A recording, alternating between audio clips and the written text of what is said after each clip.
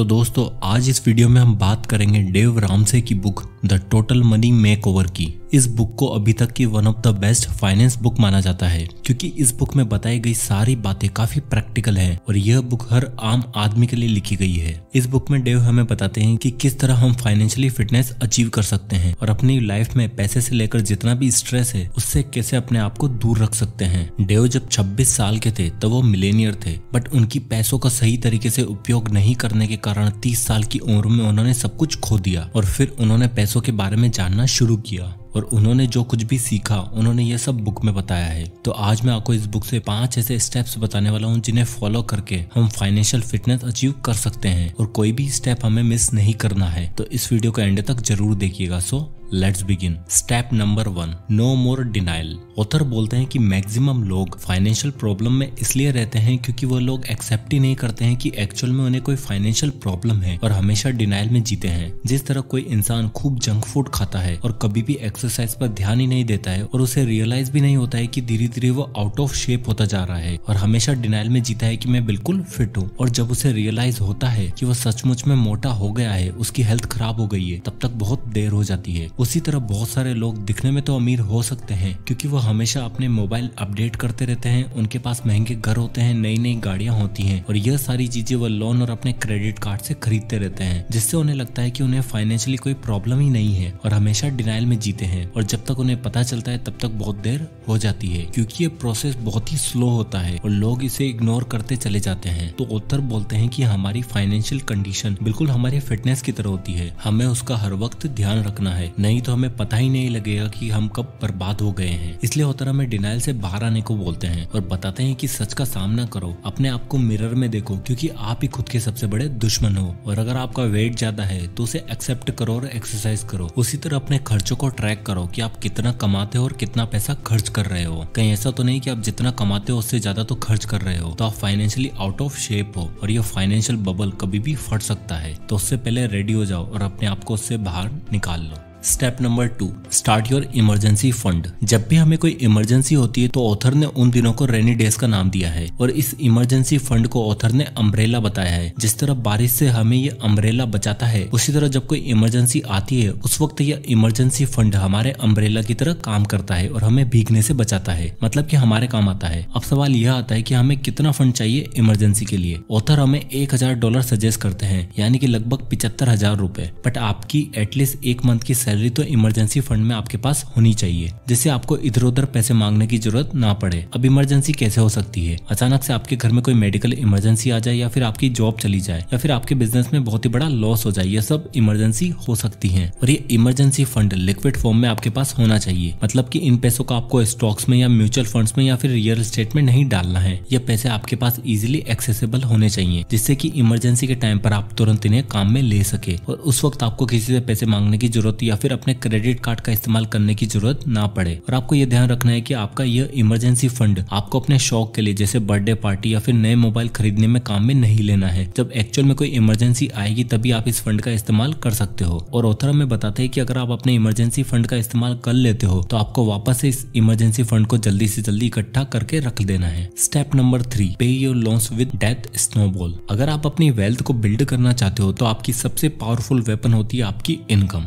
और आपका सबसे बड़ा दुश्मन होता है आपके लोन्स, जिसे खत्म करने के लिए ऑथर हमें डेथ स्नोबॉल का यूज करने को बोलते हैं। जैसे अगर आप एक छोटे से स्नोबॉल को एक बर्फीले पहाड़ से फेंकोगे तो वो नीचे आते आते एक जायंट स्नोबॉल का शेप ले लेता है। तो उसी तरह आपको आपके सारे लोन्स को छोटे से बड़े अमाउंट में ऑर्डर में खत्म करते जाना है, क्योंकि ऑथर बोलते हैं कि एक इंसान तभी मिलियनियर बन सकता है जब उस पर कोई भी लोन ना हो, क्योंकि आज के टाइम पर लोन्स मिलना बहुत ही आसान है और आपको चुटकी बजाते ही लोन मिल जाता है। इसलिए ऑथर हमें बोलते हैं कि सबसे पहले आपको आपके सारे लोन्स को एक ऑर्डर में लिख लेना है। सबसे पहले आपको सबसे छोटा लोन कौन सा है उसे लिख लो, देन उसके बाद उससे बड़ा लोन, देन सबसे बड़ा लोन, और उसके बाद आपको सबसे पहले सबसे कम अमाउंट वाले लोन को खत्म करना है। फॉर एग्जाम्पल, अगर आपने अपने दोस्त से 10,000 रुपए ले रखे हैं और आप हर मंथ उसे 1,000 रुपए पे करते हो। दूसरा लोन जिसमें आपने EMI पर एक लैपटॉप ले रखा है जिसके लिए आप हर मंथ 2,000 रुपए पे करते हो। और तीसरा लोन जिसमें आपकी कार की EMI जाती है और आप उसमें से हर मंथ 5,000 रुपए कार की EMI पे करते हो। अब मान लो कि आप हर महीने 10,000 रुपए सेव करते हो तो सबसे पहले आपको आपके दोस्त के 10,000 रुपए पे करने हैं, जिससे कि आप पहले महीने में उस लोन से फ्री हो जाओगे। उसके बाद आपको आपके लैपटॉप का सारा अमाउंट जितना जल्दी हो सके उसे पे करना है। फिर बस सारा ध्यान आपको आपके कार के लोन को खत्म करने में लगाना है, जिससे कि आप सबसे छोटे लोन को एक ही बार में पे कर दोगे और बचे हुए पैसों को अगले लोन में लगा दोगे। इसी तरह आप अपने सारे लोन्स को खत्म कर सकते हो। इसी स्टेप में होम लोन को काउंट नहीं करना है और सारे लोन हमें इसी तरह खत्म करने हैं। और जब हमारा सबसे छोटा लोन खत्म हो जाएगा तो हमें एक अचीवमेंट वाली फीलिंग आएगी और हमें मोटिवेशन मिलेगा अगले लोन को खत्म करने का। जिस तरह अगर आप जिम जाते हो और आपको पहले वीक में अपनी बॉडी में चेंजेस दिखाई देते हैं तो आप नेक्स्ट वीक में और ही ज्यादा एक्साइटेड रहते हो और वही मोटिवेशन आपको आपके सबसे छोटे लोन को खत्म करने के बाद मिलेगा और आप फाइनेंशियल फ्रीडम को अचीव करने की जर्नी में आगे बढ़ते